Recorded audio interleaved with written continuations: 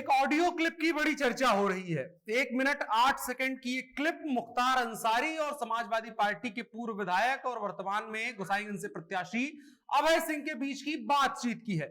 ये तब की है जब 15 साल पहले भारतीय जनता पार्टी के बड़े नेता कृष्णानंद राय की दिन दहाड़े गोली मारकर हत्या कर दी गई थी और इसका साफ आरोप मुख्तार अंसारी के ऊपर लगा था कि उनके कहने पर कृष्णानंद राय की हत्या मुन्ना बजरंगी ने की है।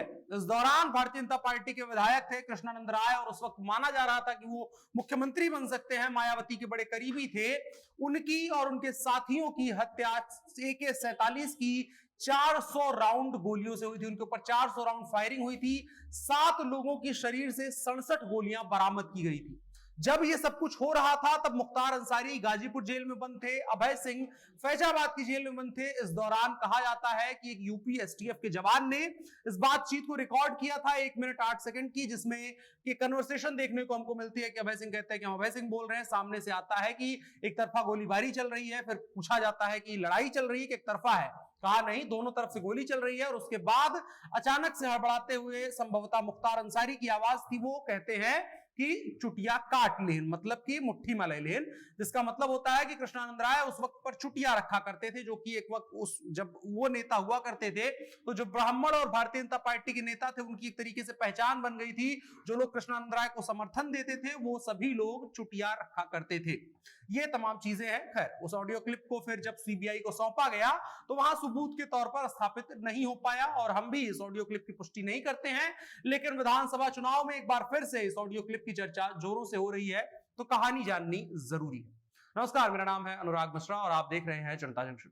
तो ये ऑडियो क्लिप जो है अभी कहा जा रहा है वायरल हो रहा है, हालांकि उस पूरा सच नहीं है, आज वायरल नहीं हुआ है। साल 2006 में जब CBI ने इसको तथ्य के तौर पर स्थापित करने की कोशिश करी थी एक सबूत के तौर पर, उसके बाद ही 2006 में आज तक और तमाम चैनलों पर इस ऑडियो क्लिप को चलाया गया था और उसके बाद ये वायरल भी हुआ था।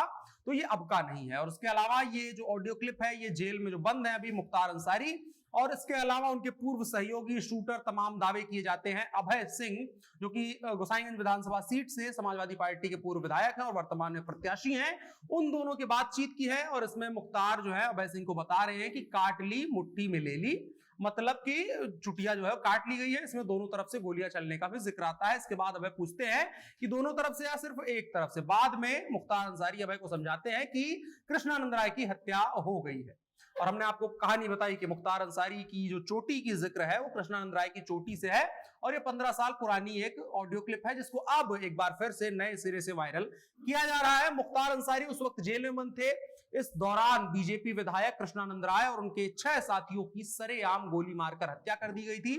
हमलावरों ने 6 AK-47 राइफलों से 400 से ज्यादा गोलियां चलाई थी। मारे गए 7 लोगों के शरीर से 67 गोलियां बरामद हुई थी।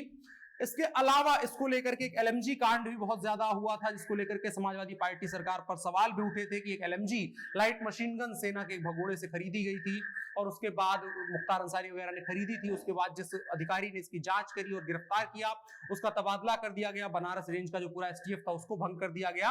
ये तमाम चीजें थी। ये मुलायम सिंह यादव सरकार पर बहुत सवाल उठे थे और कहा गया था कि कृष्णानंद राय की हत्या के बाद निष्पक्ष रूप से जांच नहीं करवाई गई। इसको लेकर के राजनाथ सिंह से लेकर के अटल बिहारी वाजपेयी और तमाम लोग पैदल मार्च उन लोगों ने निकाला था और धरना प्रदर्शन पर भी बैठे थे और बड़ा दबाव उत्तर प्रदेश की सरकार पर बना था। इसके बाद जब इस मामले के महत्वपूर्ण गवाह शशिकांत राय 2006 में रहस्यमयी परिस्थितियों में वो मृत पाए जाते हैं और इसके बाद कृष्णानंद राय के काफिले पर हमला करने के मामले में पहले तो मुख्तार अंसारी और बजरंगी के पहले उनको आरोपी मतलब बनाया था कि साजिश उन लोगों ने करी। उसके बाद उनके निशानेबाज 2 थे, अंगद राय और गोरा राय को पहचाना गया और उन्होंने पहचान लिया था जिनकी मौत हुई थी।